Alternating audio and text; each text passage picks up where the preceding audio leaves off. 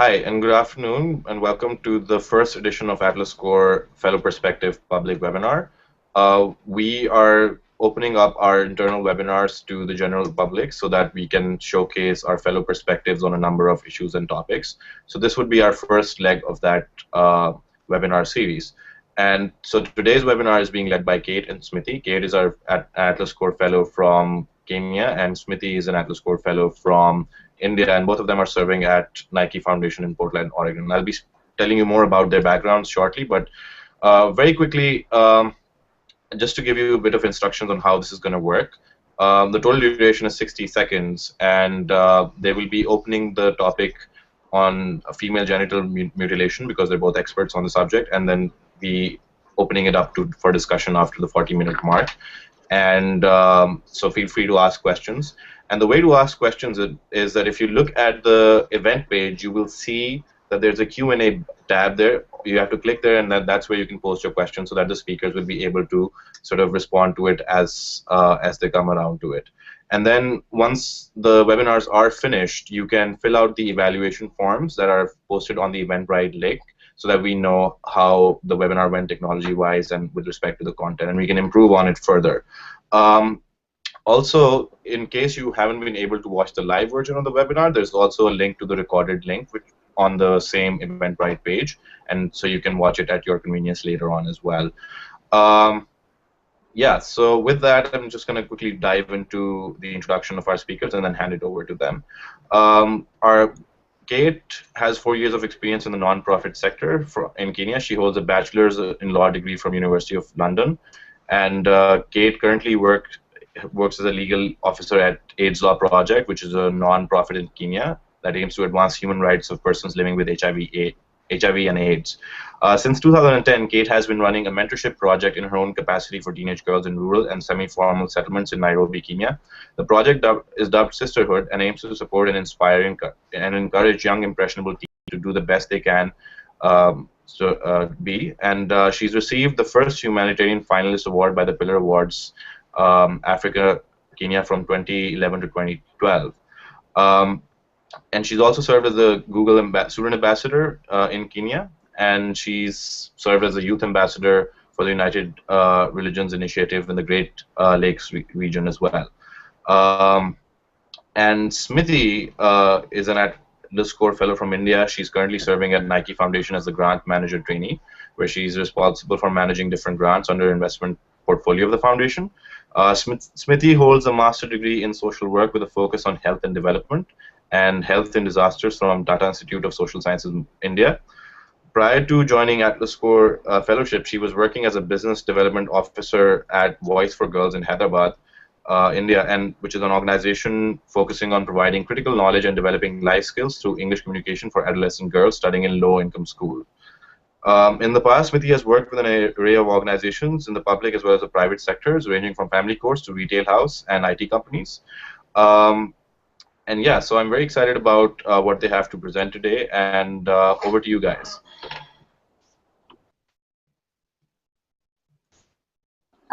Good morning, good afternoon, wherever you're viewing this live. Smithy and I are very excited to be having this discussion with you. So for all intents and purposes, we just want to mention and put a disclaimer that these are the views of the fellows, and these do not necessarily pertain to the views or the opinions of any of our host organization or Atlas Core. So we just wanted to give that disclaimer that these are our own personal views. So I'm just going to briefly take you through how we're going to conduct this webinar. We would like to encourage everyone to post their questions as we go along, and we'll be able to try and address them as we have this discussion. We'd like to basically just first start with a definition of what FGM is and the various types and classifications of the same. We'd also like to talk about the effects and the impacts of FGM, and thereafter talk about the laws and the policies. The purpose of this webinar, Smith is actually going to be able to take us through. So we just wanted to let you know that we'll initially be talking about what FGM is and why we think it's important to have this discussion. And then further subsequently talk about the laws and the policies and what we can do to end this practice. So without further much ado, Smith is going to take us through what FGM is and what the types of FGM 'em are. Thank you. Good morning, good afternoon, wherever you're viewing this live. Smith and I are very excited to be having this discussion with you. So for all intents and purposes, we just want to mention and put a disclaimer that these are the views of the fellows, and these do not necessarily pertain to the views or the opinions of any of our host organization or Atlas Core. So we just wanted to mention and put a disclaimer that these are our own personal views. So I'm just going to briefly take you through what FGM is and what the types of FGM are. Thank you.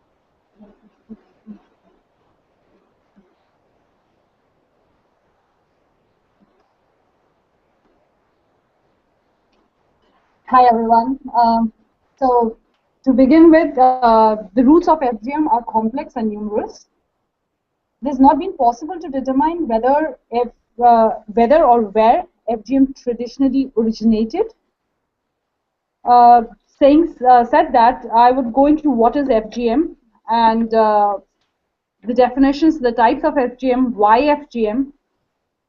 Kate would cover the impacts of FGM and international laws, and then we would have some discussion. So what is FGM? FGM is a destructive operation during which female genitals are partly or entirely removed or injured for non-medical purposes.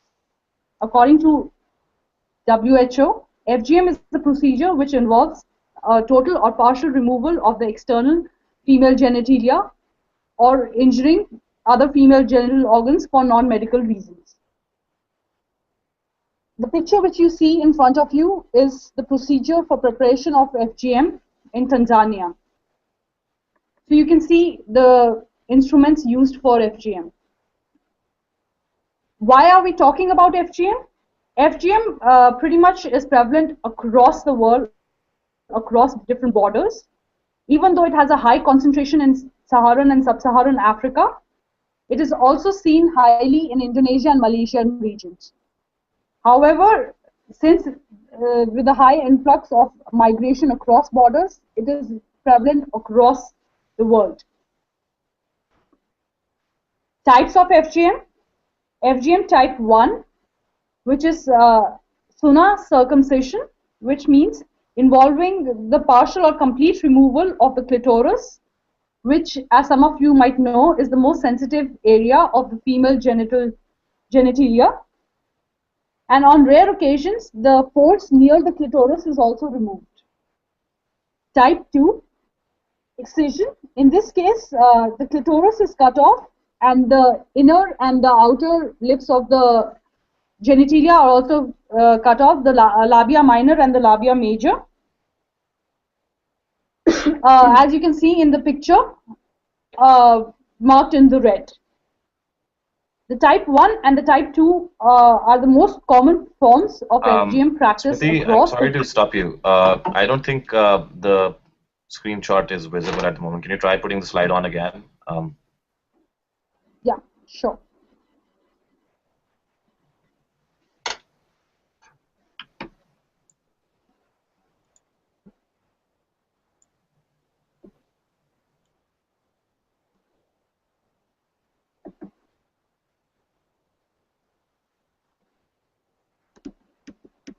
Are you able to see Eunice?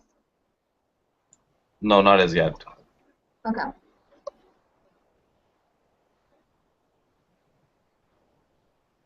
It should be viewed now. Is it viewable? Not yet. I'll let you know if I see it.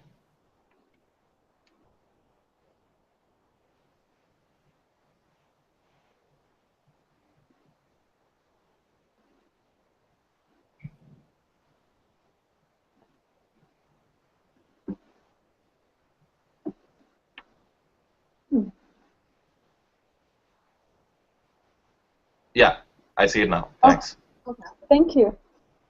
Okay, we were on type 3 of FGM, type 3 infibulation. So after cutting type 1 and type 2, that is clitoris, inner labia, outer labia, whatever is left is then stitched together, leaving a small hole for urine and menstrual flow. And the entire lips are repositioned and stitched together. Now these lips are reopened at the time of marriage for the future intended purposes. Why FGM is performed? Now there are various justifications given for the practice, and there are multiple reflect the ideology and the historical situations of the societies in which it is developed. Reasons are often cited or related to tradition, power inequalities, or ensuring compliance of women in the society. The reasons how we've divided are into two forms, which are beliefs and perceptions. Now, It could be beliefs that it helps, it indicates the transitioning of girls to womanhood. It helps control their sexual behavior. It helps save their virginity. Perceptions are that female genitalia are often unfeminine or ugly or unclean, so they need to be cleaned. Of course, there is a very strong perception of fear of being outcast if you are the only family which does not perform FGM. There are other reasons also which talk about family honor, or in some cases it is more enjoyable for men, husbands or partners, or it enhances fertility. However, there are no medical reasons recorded for the same. So given that brief overview of what FGM is and what the types of FGM from type 1 to type 3 or type 4, it's important to realize that the effects are quite enormous. The WHO and the Unicef, for instance, have recorded statistics to show that every 10 seconds somewhere in the world, a little girl is probably a victim of FGM. And these scary statistics can result into 3 million girls being excised every year. So for purposes of this webinar, we just want to also clarify that FGM is probably a term that universally it's not a term that has society has come to classification or to decide what the term is. So you'll probably hear different classes or schools of thought calling it female circumcision or female excision. But for the intent or purposes of this webinar, we want to call it female genital mutilation because we believe it actually amply describes this whole process. So when we talk about the effects of FGM, this picture that you're probably being able to see on your screen right now tries to capture a holistic picture of the health, the social, economic, the psychological, and the social impacts of FGM. I'll just briefly talk about probably the health, which are the most immediate health effects.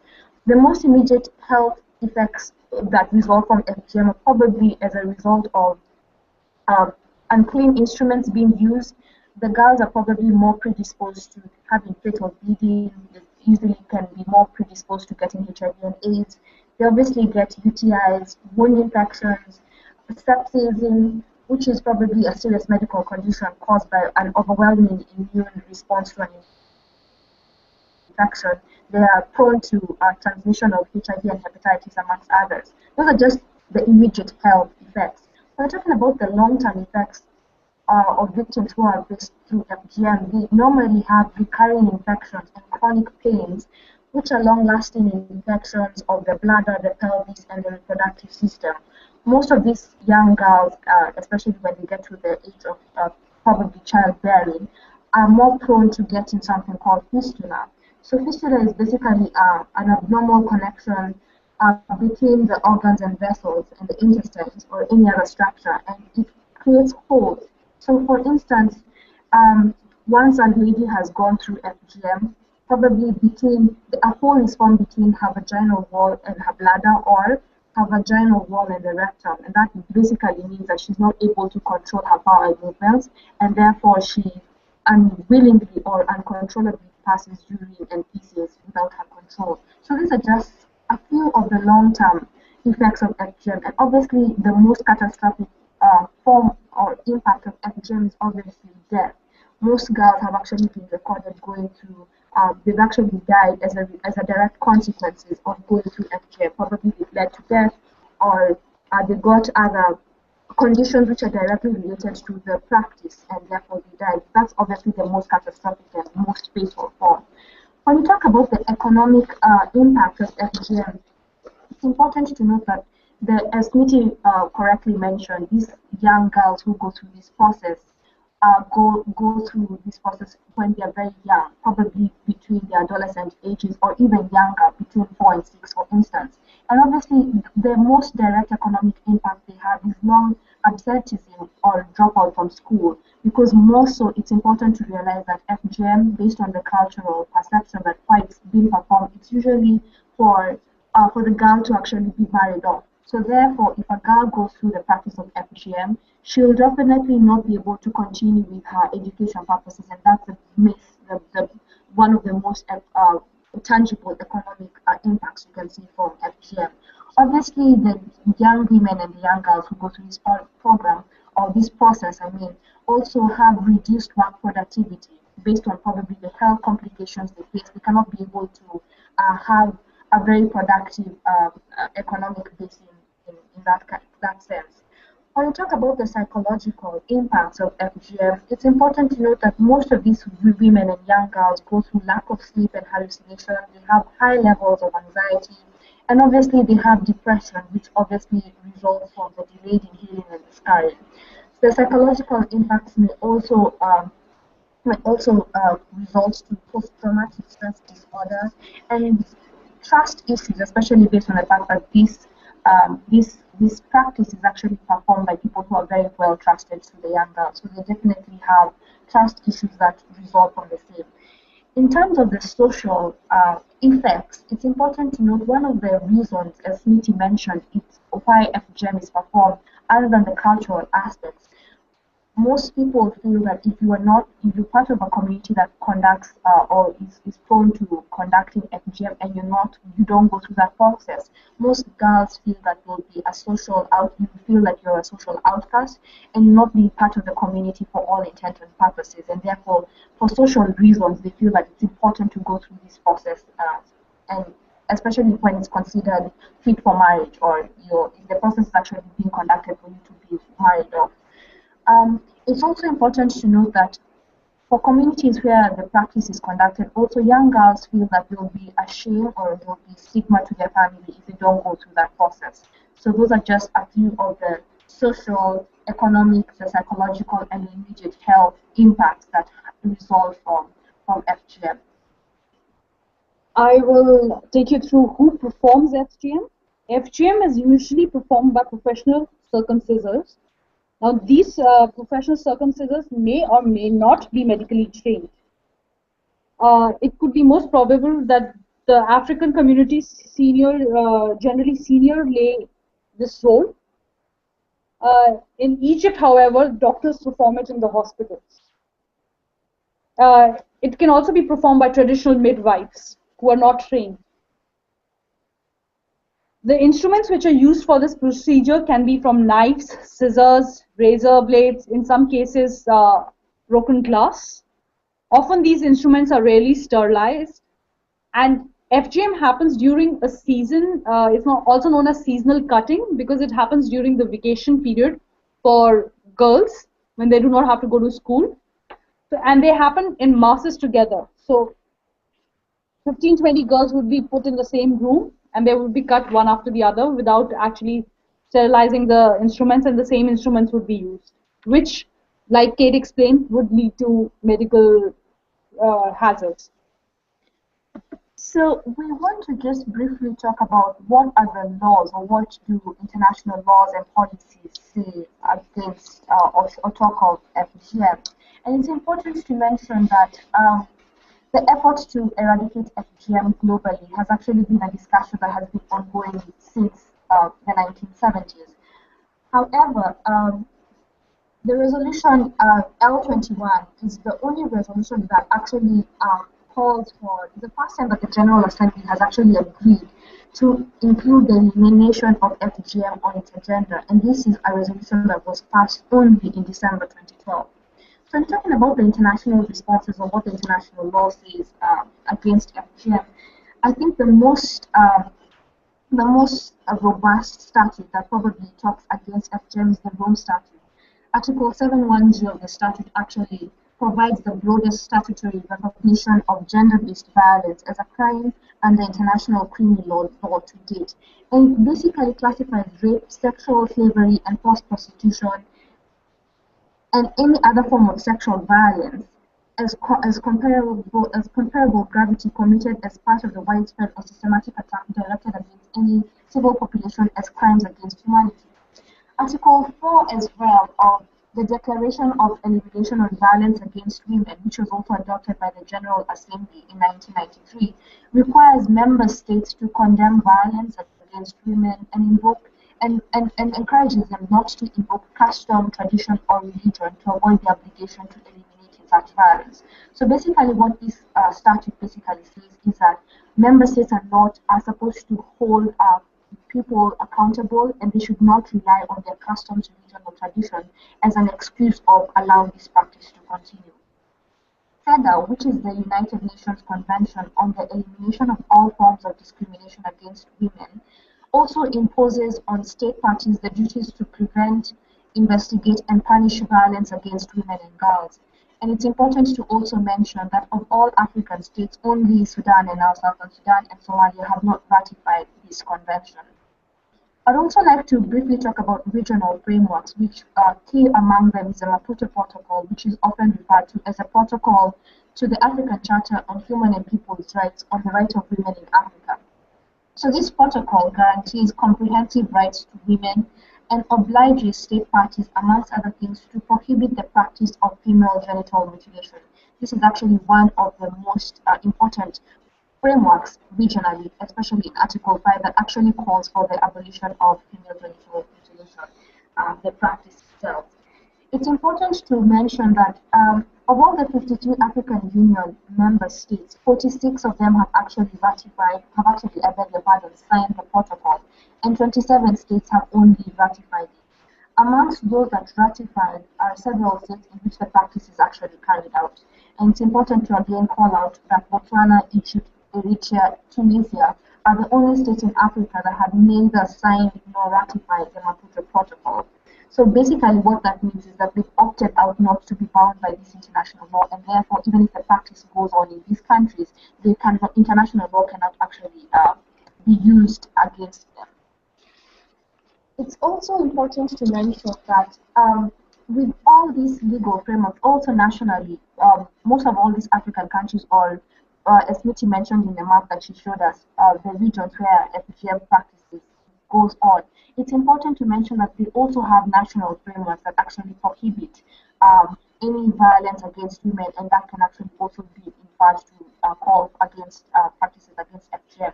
And these national frameworks can actually be the constitutions of those countries, the Criminal Procedure Act, or for instance in Kenya, the Sexual Offences Act of 2006. So definitely most of these national frameworks actually call for specific legislation to abolish any form of torture, cruel, inhuman and degrading treatment against women and girls. Therefore, it's important and interesting to notice that it may not be that we don't have laws in place that do not call for eradication of this practice. It's probably a question of implementation of these laws that's definitely a challenge. Some of the events currently focusing on FGM this year, February 6th every year is now known as the International Day of Zero Tolerance for Female Genital Mutilation. March 6th, there was a conference in Liverpool which was focusing on FGM to improve the care services for women who've undergone FGM. The most recent one, which is happening next week, is the Girls Summit in London, which is a collaboration between the Unicef and the government body of Britain, that is DFID, for ending child marriage and FGM. There are various other campaigns which are happening in Europe also for FGM. It's also important to mention that since 2010 to 2020, the African Union actually declared this decade, the African Women's Decade, and key among what the African Union was calling for was for for member states to actually implement, amongst other things, policies and protocols to call for eradication of female genital mutilation and to protect women and girls' rights in Africa. So that's one of also the events that are actually tangible and focusing against the eradication of this practice. So why are we having this discussion, as Smithy mentioned? Definitely FGM is something that has been going on from time immemorial, and it definitely predates any Christian or any religion. However, this practice is very rampant in very many regions, and it's obviously a very scary practice to go through. So the purpose of why we thought it's important to have this discussion, one, is to create awareness of this practice. And obviously, we all want to know what can we do as people, as members of the fourth estate, for example, as just civil beings as well. What can we do to be able to end this practice? And that's what we have in this discussion. So one of the things, as we wait, we encourage you to post your questions and clarifications as we go along, because this is an open discussion. But one of the things that it's important, and I think that we can all do, as I've mentioned in terms of the laws and the policies, I think one of the things we can do is actually call on to our states, especially when this practice is actually very rampant, it's called for states to actually not only have these written documents in place, but actually implement the law to the letter. So that's one of the things I would actually call for member states to be able to. But as we wait for questions and answers, we'll probably talk about cases, and Smith is going to take us through one of the cases that actually showcase how FGM is practiced and what the society, the community in the question, the country in question is doing about it. Okay, I'm going to first take you through a case of Somalia where the average prevalence of FGM is 98%. This is a case of a project taken from a project Frontier of the Population Council. So the Somali ethnic community in Kenya as well as in Somalia has practiced FGM for centuries, and this practice appears to have remained largely unchanged. That means the practice is still there, and it is performed pretty much for every girl in the Somalian ethnic community. The studies in the Frontier project have confirmed that the FGM is deeply rooted and widely supported cultural practice. There are several reasons which are closely related for why this practice is supported, and many cultural reinforcements for its continuation. Some of them state that it is a Somali tradition to go through FGM, while others believe that it is more to do with, it is a requirement of the religion.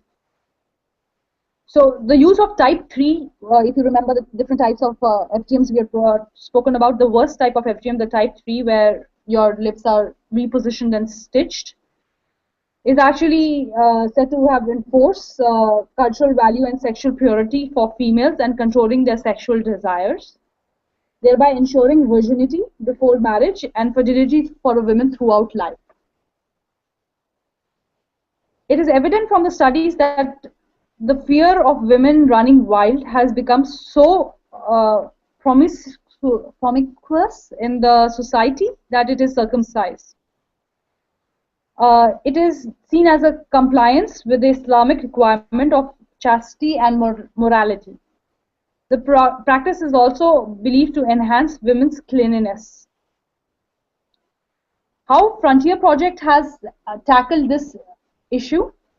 The Frontier Project has developed a religious-oriented approach to engage and educate girls about the community and on FGM, with the main encouragement on questioning the practice and the moves of abandoning the practice.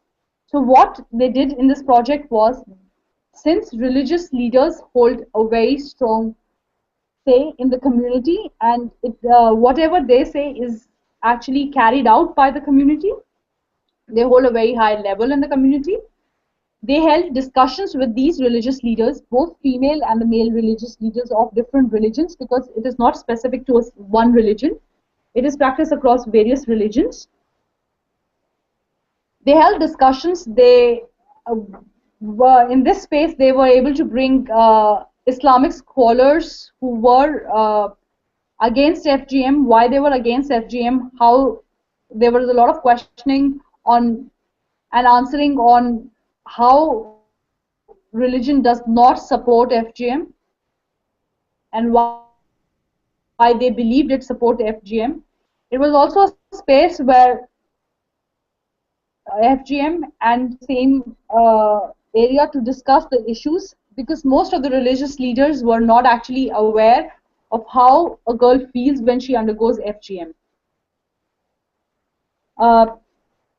This space also opened discussion, and a lot of religious leaders, by the end of the discussion, it was a 5-day discussion with each community across the border of Kenya and Somalia,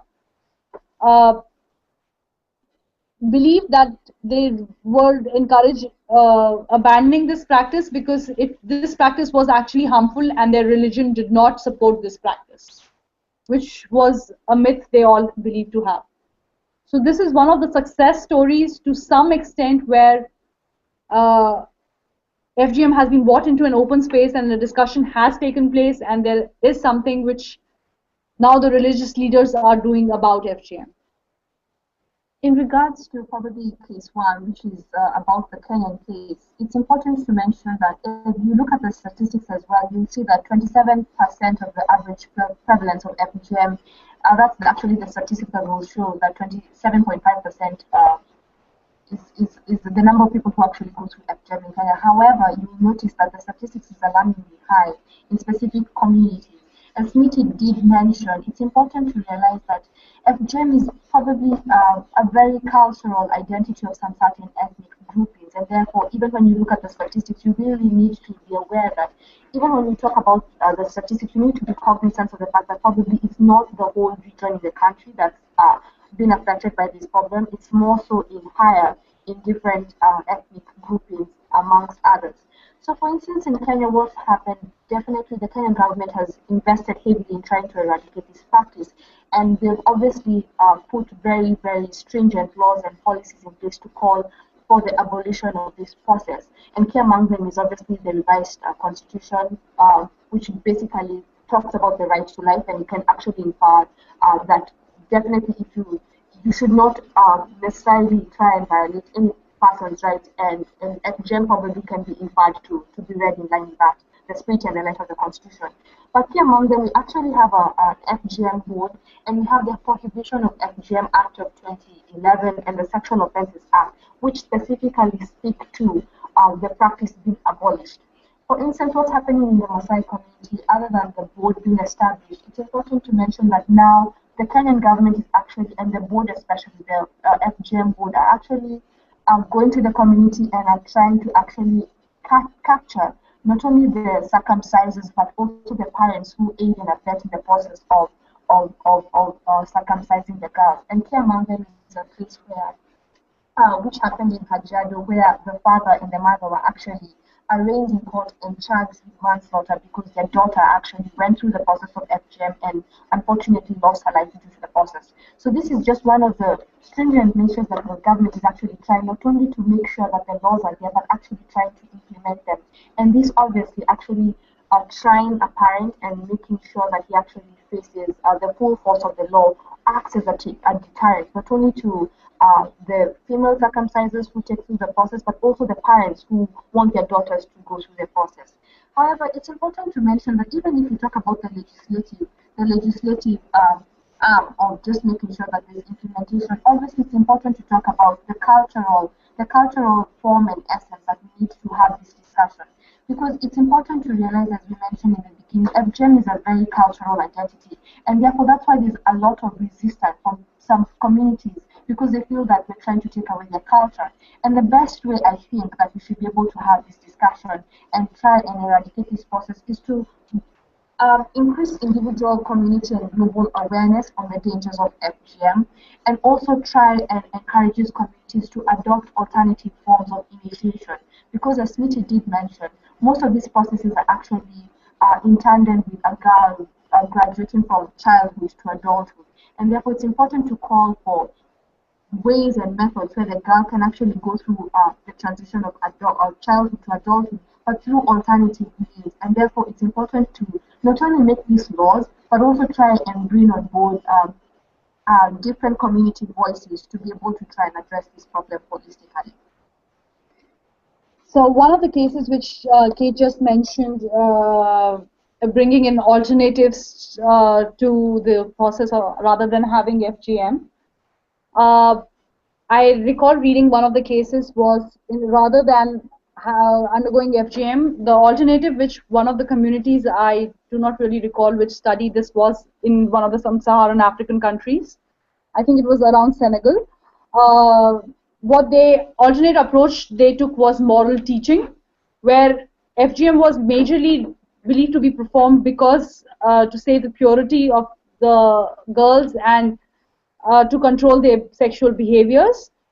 They believed that moral teaching could pretty much solve this problem, and rather than girls undergoing FGM, they would have moral teaching classes for girls which would teach them what is right, what is wrong, and how they can preserve themselves. I'll also probably encourage, as a way to address the issue of FGM, is probably trying to change the behavior.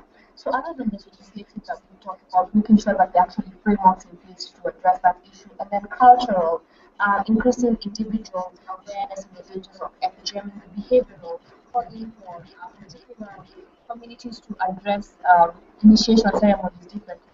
I think it's also important probably not only have this discussion with the circumcisers, but it's also important. I feel because there's an incentive. There's obviously an economic incentive for the person who's actually conducting the circumcision. I think it's important to also address that issue as well, because I feel probably why this practice is still ongoing is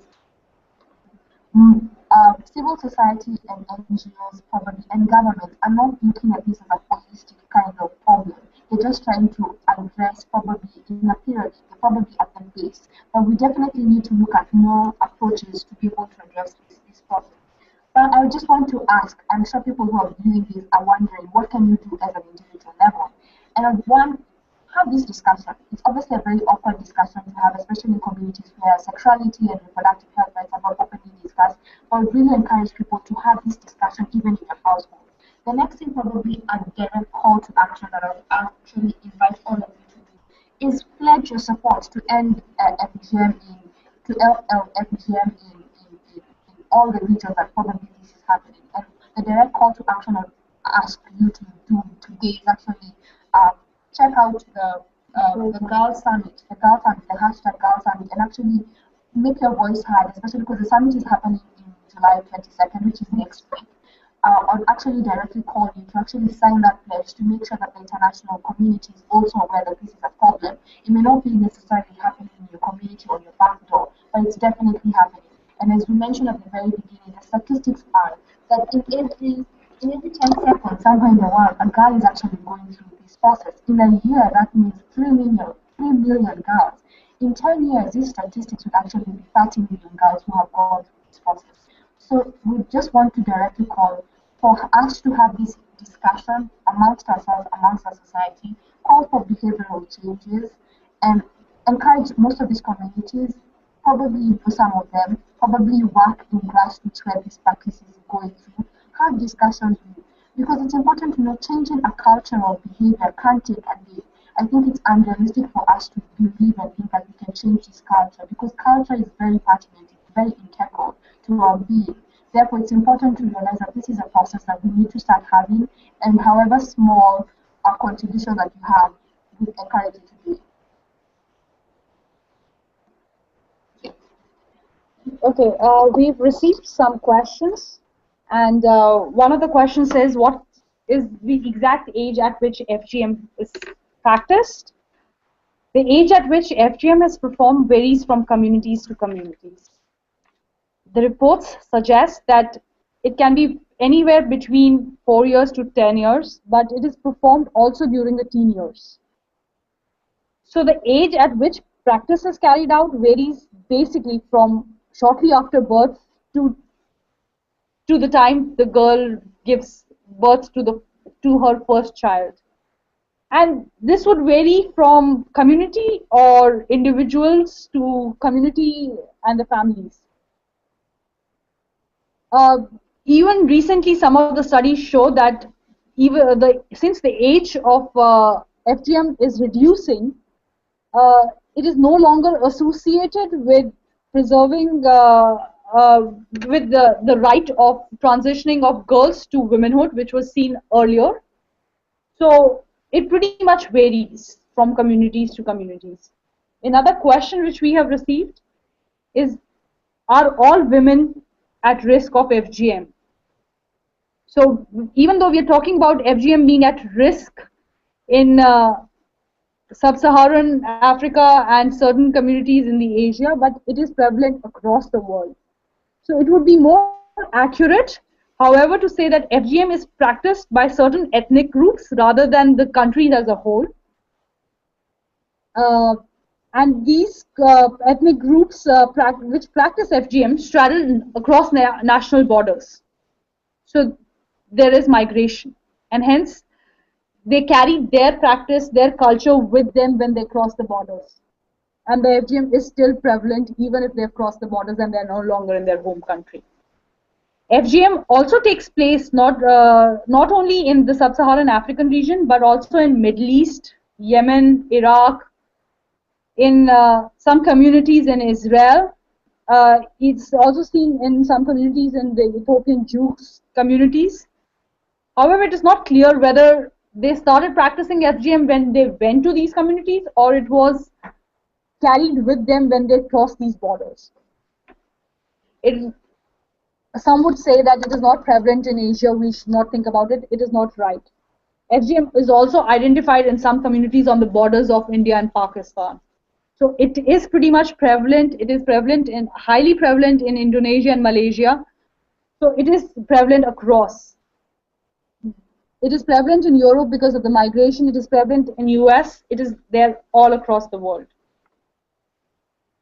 So we cannot say that only some communities or some women are at risk of FGM. It can be much higher. The case can be much higher. Someone just wants to find out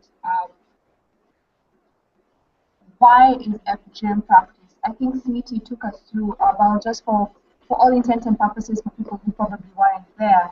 I just want to mention that there is no actually medical benefit of the practice being performed, but there are definitely very many schools of thought that speak to why it's performed, and this is just beliefs and they're just cultures.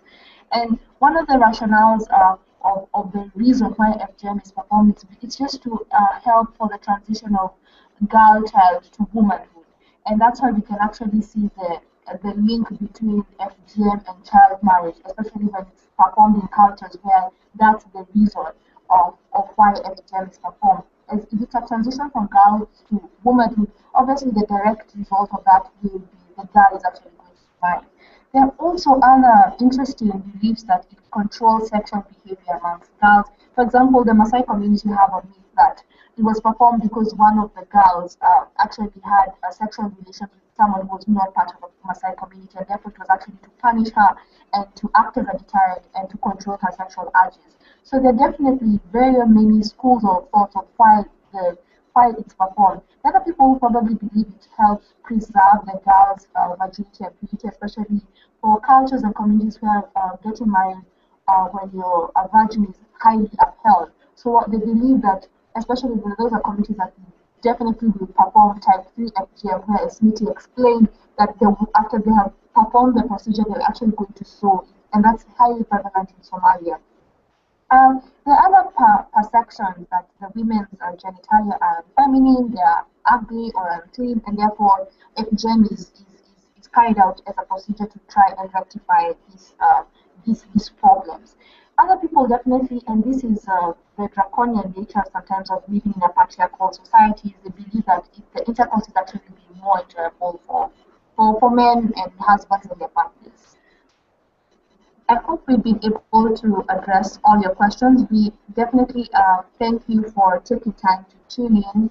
Feel free to definitely continue having this discussion with us, and thank you. Thank you. All right, thank you so Jonas, much. back to you.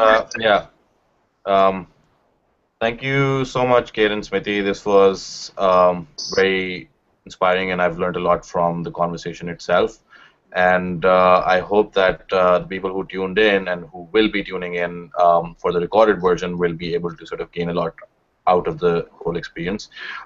Just some ending comments. It would be great if we can have an evaluation. There is an evaluation form in the Eventbrite link that has been passed on to you. I'm sure Kate and Smiti have shared their email addresses, so feel free to reach out to them for questions if you have some post-webinar questions or comments that you would like to share with them.